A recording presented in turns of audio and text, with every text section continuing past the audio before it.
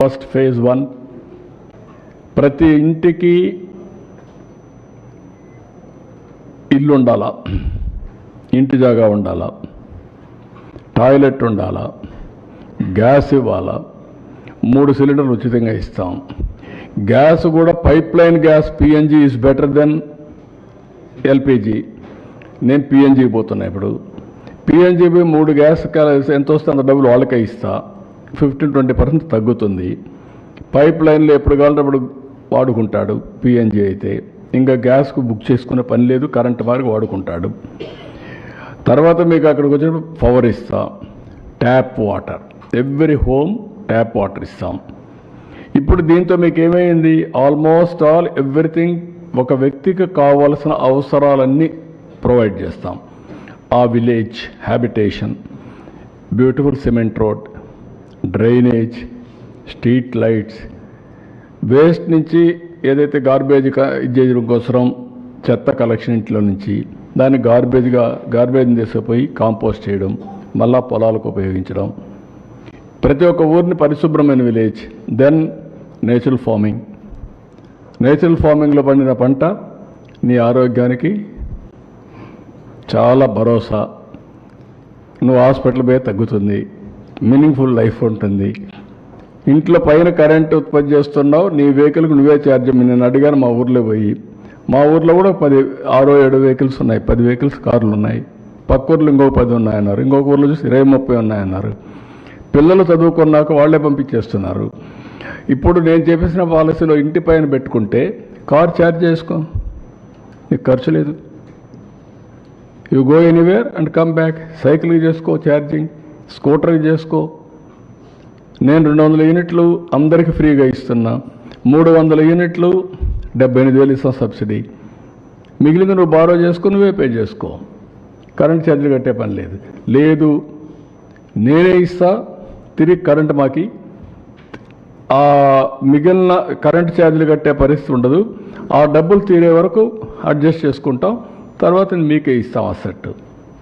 Then you can generate power for monetization. డబ్బుల కోసం నువ్వు అమ్ముకోవచ్చు. సర్ప్లస్ పవర్ని ₹2.5 మేము ఇస్తాం ఇప్పుడు కొని. So I'm providing opportunities. ఇవన్నీ ఆపర్చునిటీస్ అందిపుచ్చుకునే బాధ్యత ఎవరిది?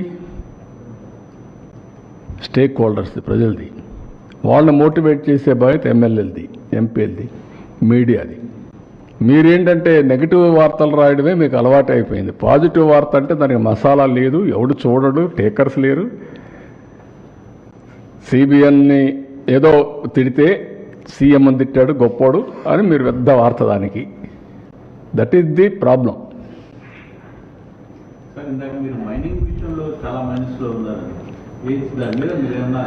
చూస్తున్నా. ఇప్పుడు కూడా ఒక మీటింగ్ ఉంది, ఈరోజు ఇది కూడా ఒక మీటింగ్ ఉంది, దాని మీద కసరత్తు చేస్తున్నా.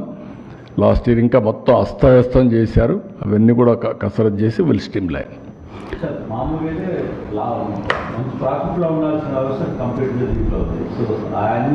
లాస్ట్ ఇయర్ చేసిన దాన్ని ఈ ఇయర్ ఇప్పుడిప్పుడే మీరు చూస్తే అలవాటైపోయిన ప్రాణాలు కొన్ని ఉన్నాయి. ఇంకా ఎక్కడికక్కడ నాకు కూడా కొన్ని సవాళ్ళు ఉన్నాయి, అన్ని సవాళ్ళు ఎదుర్కొంటున్నాను. ఇప్పుడు అందుకే మీకు ఒకసారి చూస్తే పెన్షన్ నేను ఏ ఎక్స్టెంట్కి పోయాను. సెల్ ఫోన్లో ఆటోమేటిక్గా పోతే ఎక్కడ డిస్ట్రిబ్యూట్ చేశాడో ఇండివిజువల్ పెన్షన్ని మానిటర్ చేస్తున్నా. రెండోది, నువ్వు 300 అడుగులు దూరంగా కనిస్తే అది నీకు కట్ అయిపోతుంది, అది కూడా పెడుతున్న సిస్టమ్. నువ్వు వాడింటికాడ కాకుండా నువ్వు ఎక్కడికో రమ్మనిస్తే మాత్రం అది అలో చేయం. జియో ట్యాగింగ్ చేసిన తర్వాత దట్ ఈస్ ది బెనిఫిట్. లేదు 5 నిమిషాలు 1 సెకండ్లో వాడికి మెసేజ్ పోతుంది, you are doing wrong thing, correct it. చేయకపోతే మాత్రం నీ మీద యాక్షన్.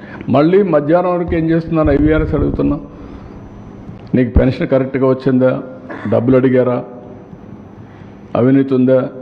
సో దట్ నాకేంటంటే 1 పైసా కూడా కరప్షన్ లేకుండా I wanted to provide all services real time, never in the history.